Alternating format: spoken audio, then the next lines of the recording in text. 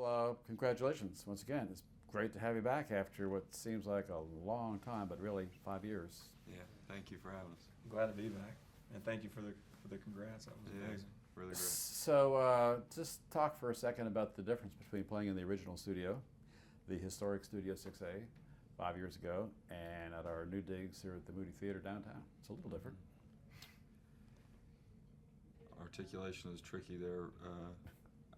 Being a visual person, for me specifically, it felt more like this.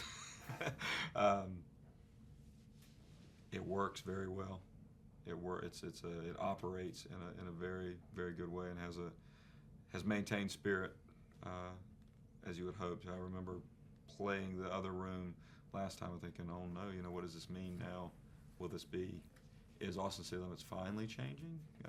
Its aesthetic and its look and its spirit, but what changed in the right ways. It kind of feels like it grew up a little bit. It's kind of exciting that we've grown older and grown up a little bit since then too. So it's exciting to come here and sort of utilize those two changes. I was just going to say, well, first of all, there's a lot more energy in the house when you've Yeah. got 5 times more people. But I was going to turn that back around at you guys because I could say or make the same observation about you that in the last 5 years there have been a lot of changes, but the heart and soul and spirit that you embody has not changed. But talk about the passage of time these past 5 years. There are probably some pretty obvious parallels between the move that you just mentioned for the show, for Austin City Limits, and for our trajectory over the last 5 years. In that really the magic is in the soul of the thing and the people involved in it. The old room for Austin City Limits had all that grit and all that soul and all that history in it, but without the people, on some level, it becomes a building. And y'all brought the soul of the show to this bigger room, and it's working very well. And I think we had a similar mentality in the additions we made on the stage. In the last 5 years, we've added 3 members. Yeah. And it's changed our ability. It's changed our tool set, but I don't think it changed the soul of it. I think it just amplified it a bit. We were talking earlier today about country music and the sincerity of country music from Texas specifically. But I feel like this submission for us and this vulnerability for us is equal to our sincerity, and our attempt at being as sincere as possible is vital in what we do. It's really slippery and dangerous to go too far inward and criticize and analyze what we do ourselves, because we just do it, and we really want to just keep a bubble around the ability to be the wild animal that just expresses what we feel and what we say in our songs, in our art. So I think most importantly, along this path that we've been on since we were here last 5 years ago till now, it's been maintenance in protecting that source and letting that wild heart stay wild and beat like it needs to without it being overly controlled. Yeah, and I think we're somewhat literal-minded. I think we're attracted to a lot of music. Tom T. Hall would be a great example, where you don't have to do a whole lot of guessing to figure out what the song's about. If he loves beer, he says, "I love beer," and there's not a whole lot of ways to translate that outside of the plain truth of it. I think we're attracted to a lot of music like that. We're attracted to a lot of other music as well, but I think we tend to write for clarity. So, for example, a song like "Murder in the City," you can just read it and understand what it's about. And I think Scott talking about this bubble. It's we take whatever measures we have to feel like we can write in the most honest way, and then the art of sharing them comes later. Mm-hmm. In a weird kind of a way, you guys have kind of been pioneers in helping to introduce your music and that kind of music to a new audience. A new generation. this time around. Yeah, we were talking to Ray Benson about it, and he was just like, every generation has this time around, and they discover it, and they have their take on it and their translation, and we have our translation of what has affected us, and we steal from what's entering our sight and our minds, and we bring it to the table, and we might envision it as something very different. I would imagine that early on we thought we were just a bluegrass band or a country band or an old time band, if you would have called it that. But we just weren't. We were something else. That we had to be told what we are, and we're told still many times in different ways what we are. Sometimes not such a nice way either. It's nice to be put in the category of something genuine. Yeah.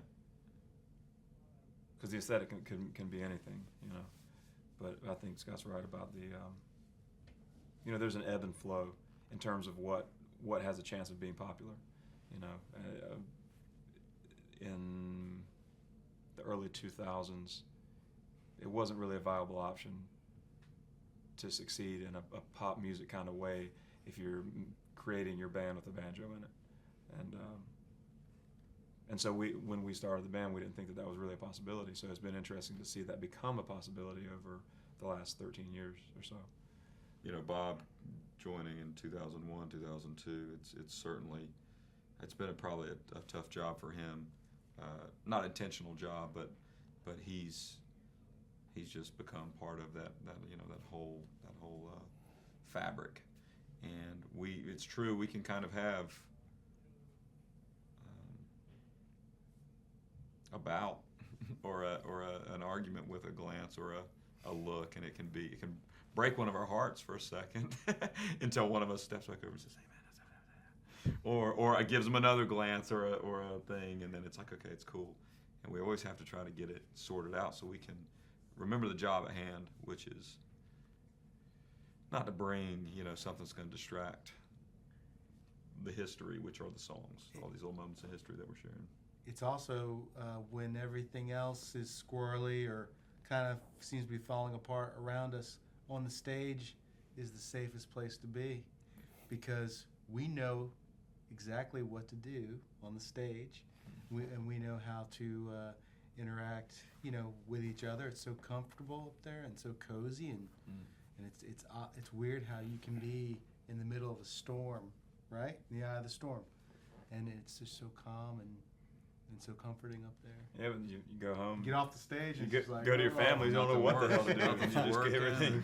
It's chaos. It's absolute chaos. But I was just going to add that it's with what Seth was saying just now, something that's really interesting that has happened over the 8 years that I've been with them now is when someone walks into the room and I know that they're in a bad mood, you also know if you're supposed to say, "Are you okay?"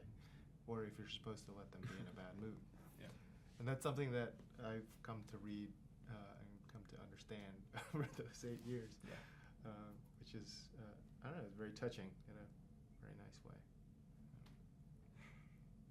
I'm just like running through my mind like all these experiences where one of us is just losing their heads. Yes, It's so fun.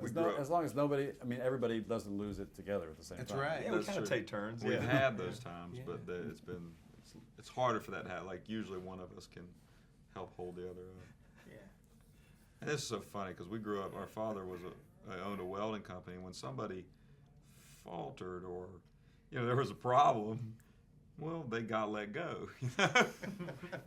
For us, we can get really upset with each other and have really issues, but it's just not like that. You just don't let go in a band. You don't get. We've never viewed it like they're not hired musicians in this band. They've been the three that we've gained along the way. The three people that play with us now, they came one at a time, and each of their relationships with us were 5 to 8 years in the making before they were in our band. Yeah. We knew all three of them for as much as eight years before, and they were other musicians. We knew them. They were in other bands and they did other things, but it wasn't. We didn't go get other instrument or other musicians when we needed musicians.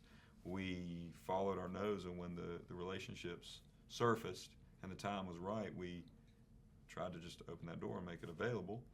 And so it's not the just letting it go, and all these complex, sometimes really silly issues come up, but you can't just brush them to the side or anything. And Keep going. it's gotten more and more complicated. The more popular the band has become, the bigger the ship has gotten.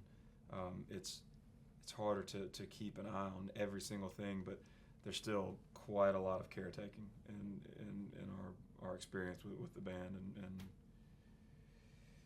and that's very much a part of the three that were added to the band. It's really important to us. I think it bears stating that we have three very long time members of our crew that were hired to do jobs that they had never done before. That's right. That's right. They were hired because who they were. I'd probably say as 4 people. of them. Once 4 you- of them, probably. I go as far as say that none of them know what they're doing to this day. To this day. To this day. Which So, is part of, yeah. big part of our success. I would say We're clueless. I would say so.